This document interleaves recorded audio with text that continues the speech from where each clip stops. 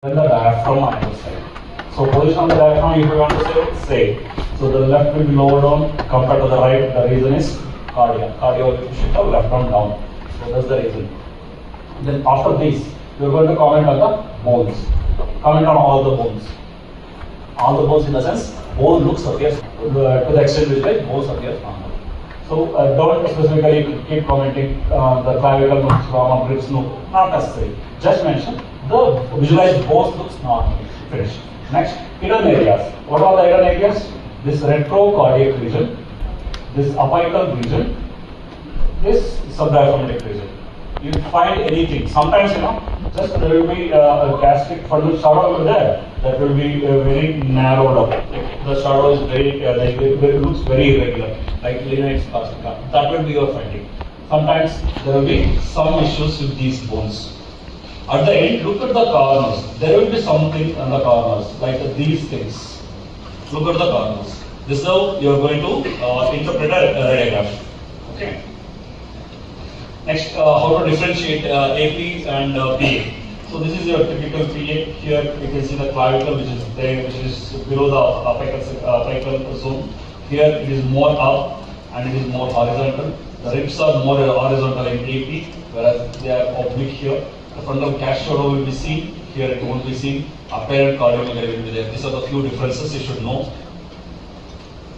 If you start telling few of the differences, so examiner will think that you know about it, then go forward. Don't waste time. If you waste time, you will lose the opportunity of scoring high.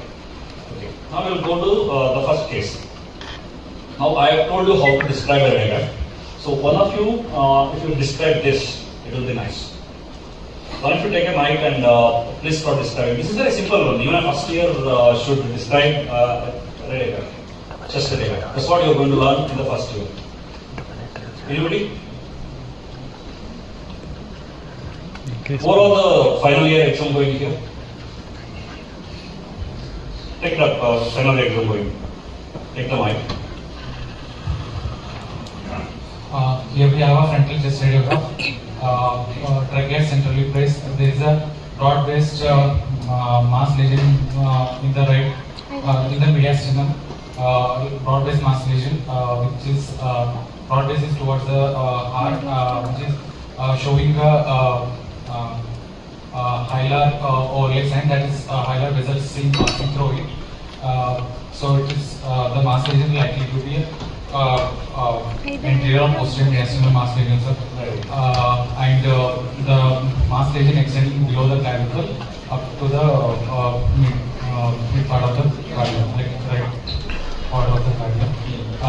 Bilateral lung surface to be normal. No.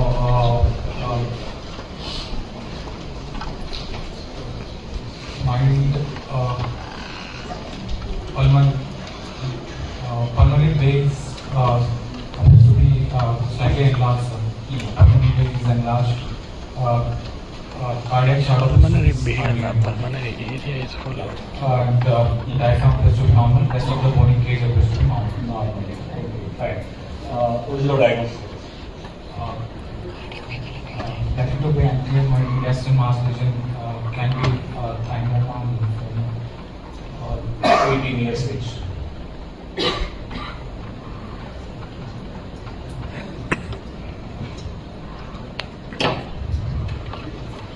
Increased peer pressure. teratoma Johnson. Teratoma Johnson tumor. Okay. Anything else? The thymic tumors can come in this stage. Lymphoma can come in this stage. Infection can come in this stage. But infection doesn't look like this. So now, so here, can we get esophageal duplication cyst in this location? Bronchial cyst in this location? Pericardial cyst in this location? Yes. Yeah. So when you are describing a chest radiograph, you are using the word mass. In a chest radiograph, when the things are not very clear cut, better not to conclude yourself in the chest radiograph itself. So you would have described it as radio dense opacity or radio lucent opacity. So that will give a lot of room for you when you get your CT scan. Correct. sometimes examiners what they do, they just give this. Rest of the films they're given when you are discussing it. Okay. So one chest radiograph sometimes. So radio dense opacity seen in the right hilar perihilar location. That is your location. With a broad base towards the mediastinum. The lateral margin appears well defined. Okay. No calcification, no cavitation. There is a hilum overlay sign suggesting the lesion is in the anterior mediastinum or in the posterior mediastinum. It is not extending above the level of clavicle. Chance of it being posterior mediastinum is less likely. Don't conclude again. Chances being less likely. So here the right cardiac margin is obliterated before this, maybe in relation to the cardiac. Here, since you have a mass here, there is a high chance that this mass might also be extending towards that, towards the other side. So it may be a plain mass. It may not be a prominent pulmonary bay. Why I am telling this is, if you think that this is a pulmonary bay, then your breeze start, going towards different end, right? So this can be a single mass there. So it can be an anterior mediastinal mass and less likely a posterior mediastinal mass. And your DDs in an 18-year-old for anterior mediastinal mass is germs and tumors including teratoma, thymic tumors, lymphoma. These are your DDs. So this is how we are going to describe your chest radiograph. Don't try to conclude anything in the chest radiograph itself. If you are given a plain CT, don't try to conclude anything. So give yourself, keep yourself a lot of room for discussion in future. If you say mass, suppose what if it's a well-defined mass? What if it's a cyst? What if it's a pericardial cyst? What if it's a bronchogenic cyst? Then it becomes very difficult for you to define afterwards. Right? Try to be more vague in chest radiograph and more specific when you come to wherever possible. Okay. So someone else will take up this.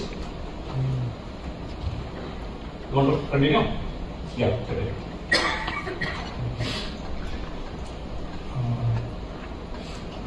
There is a well-defined radiopacity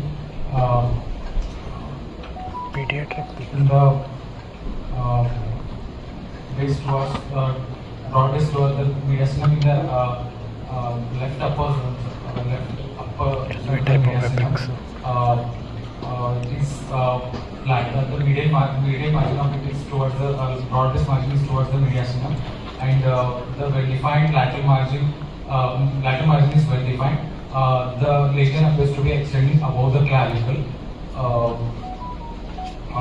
Uppermost margin is not clearly visualized. There is no any calcification or cavitation. The cavitary changes within. Otherwise, cardiac is fully normal. Lungs are clear. Cardiac normal. ಅಲ್ವಾ ಅದು LV type of X ಇದೆ. Small erosion. RA ಕೂಡ enlarge ಆಗಿದೆ. Abnormality seen there. So where you want to put this mass into? Posterior mediastinum. Because there is confusion like posterior mediastinal mass as it is also extending above the clavicle, and there is a and also there will be one more structure here that is obscured. Aortic shadow is aortic nephron. Aortic nephron showing obscure margin. So it is not visualized, it's shrouded. That also indicates that it can be a posterior mediastinal mass. This one, again, a radioless mass, naked, with some kind of calcification, broad base towards the mediastinum, hilum lower base size mostly, mass. Okay? This is also probably posterior mediastinal mass. So when you get a mass like this, a large radioless opacity occupying the left hemithorax. So what do you want to call it as? Can this be a pleural effusion? Can be pleural. Can be pleural effusion. It can be pneumothorax. Correct. So what else it can be? Consolidation. Consolidation. There is no ear program. Why it is not consolidation? Anyone? Trachea being pushed towards the upper. Air income not seen. Then trachea shifted to opposite side. Cardiac shadow shifted to opposite side. Conservation won't do that. Correct? So this is not conservation. So this can be a pyothorax, hydrothorax, or can be a mass. Any clue to say that this is a mass?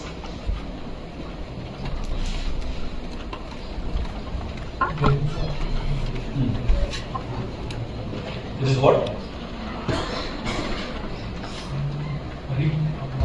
Rib abnormality. This may be abnormal, correct? Yeah. The tumor might be arising from that. We don't know.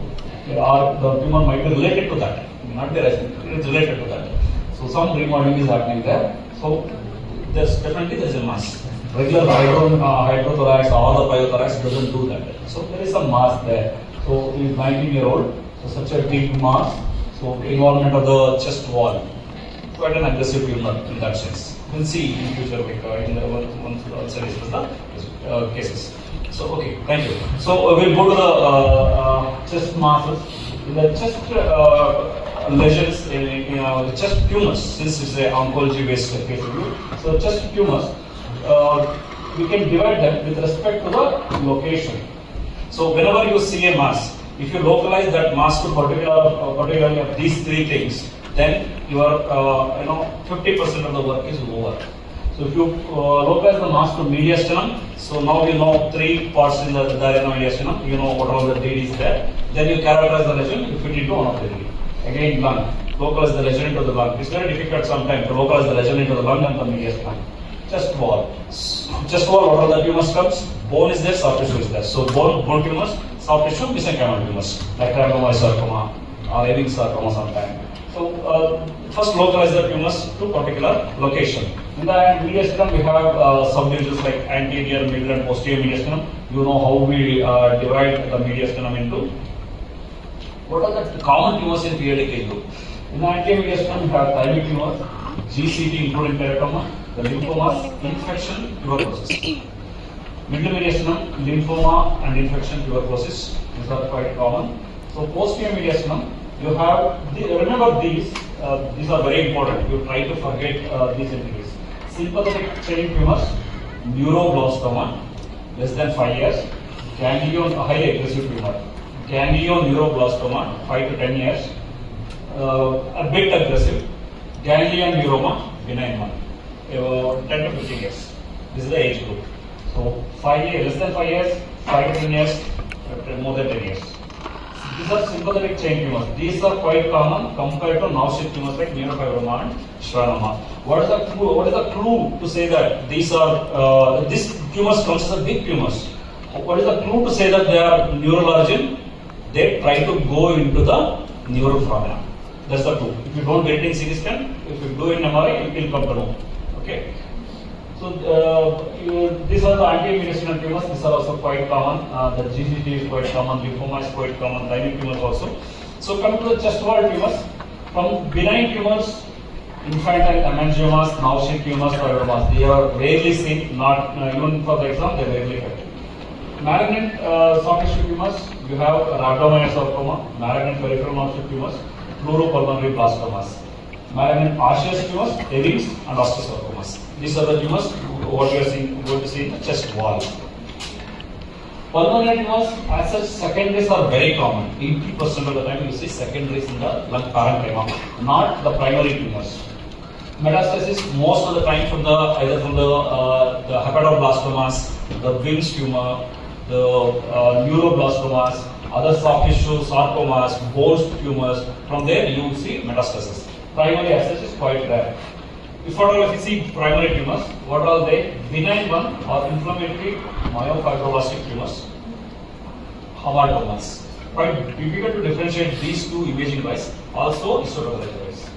Malignant tumors, you have adenomas, carcinoma, round cell tumors, including pleuropulmonary blastomas. They are quite rare. Okay, these are the lung tumors. So mediastinum, chest tumors wise, mediastinum is quite common compared to others. I have mixed up the cases. I am not like going in and out of media cinema and like that. I have mixed up the cases so that it will be not that easy for you to just localize with respect to the previous case. So case 1, 11-year-old, he came with lower neck mass and mass in the chest wall with a breathing difficulty, usually vague symptoms. This is chest data. You can see there is a widening of the superior mediastinum. A radiodensity opacity is seen, which is predominantly in the superior mediastinum, also extending up to the level of high lung. Otherwise, bilateral lung parenchyma looks normal. So with respect to the bones, everything looks normal. So no abnormality otherwise. So this is the topo. You can see the lobulations there. These lobulations will give certain clue. Okay, whenever you find a lobulation.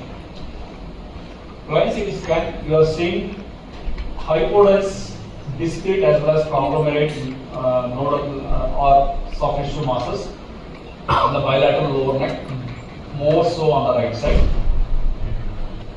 We see similar soft tissue densities in the mediastinum. The cervical one is coming into the mediastinum here. Coronal circle images. When we do contrast, you can clearly see the thyroid not arising from the thyroid. That is one point. So this soft tissue is heterogeneous, quite heterogeneous, minimally enhancing, encasing the vessels here. Quite extensive. The same similar mass is seen in the superior mediastinum, encasing the vessels. Arteries, they are not narrowed. That's another important clue, but trachea is narrowed. When we come down here, the soft tissue is extending into the anterior mediastinum, also maybe into the pericardium. So here the left innominate vein is narrowed. So this is showing the complete picture of extension of the tumor from the neck into the mediastinum. Okay, so this is the description. So further on the venous phase study, these are the nodes, and in the abdomen you see few retroperitoneal nodes. Hepatosplenomegaly is there. Now what is the diagnosis? Lymphoma. Okay. So lymphoma and tuberculosis can come anywhere in the body, can be multicentered, can appear in any form. So few nodes, they will be discrete, they will be homogeneously enhancing. Whereas few nodes, they are very much conglomerate, they might be necrosis, and also sometimes there might be calcification. In these kind of cases, whenever there is a respiratory distress, clinicians, what they do, first they give steroids. Lymphoma, if they give steroids, it will usually respond well. Means the respiratory distress comes down. This is because of the immediate apoptosis charges because of the steroids. So once steroid is given, the picture will change. When you do scanning again, it will be more necrotic. Sometimes calcification may also be there, and may not be similarly looking like this. So whenever you suspect lymphoma, tell them before giving the steroids just to take out the node for the proper assessment. Otherwise, unnecessary delay will be there. This hepatosplenomegaly and its some tiny nodules in the spleen is again helping you to diagnose it as a lymphoma. What is the close DD for this? Close DD for this? No, you are having a discrete mass here, nodes here, so it cannot be fibrosing mediastinitis. The tuberculosis. Okay, tuberculosis can have such a extensive environment, but they won't be discrete like this. It's very unlikely to be like that, and there will be a lot of necrosis. Conglomeration is known in both, but necrosis will be more in that, and fat stranding. So the adjacent fat will be significantly attenuated in case of a tuberculosis because it's an infection. Okay. And usually this kind of narrowing.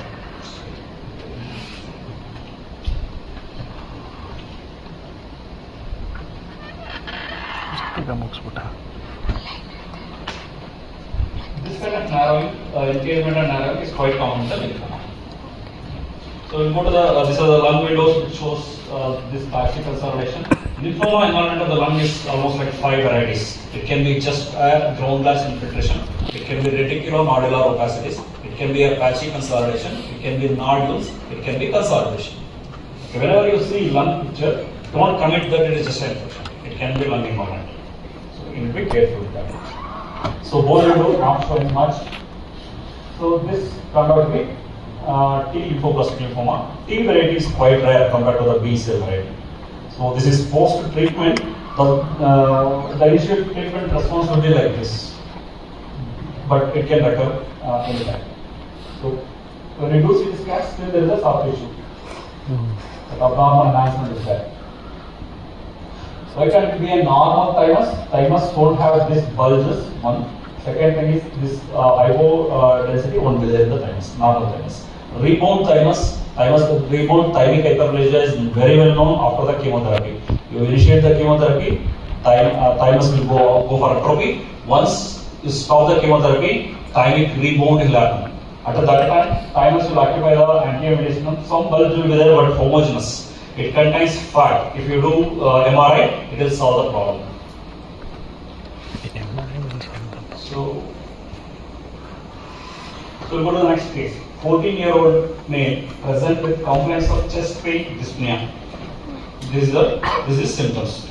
So now you have a radiologist capacity occupying the right hemithorax with a broad base towards the mediastinum.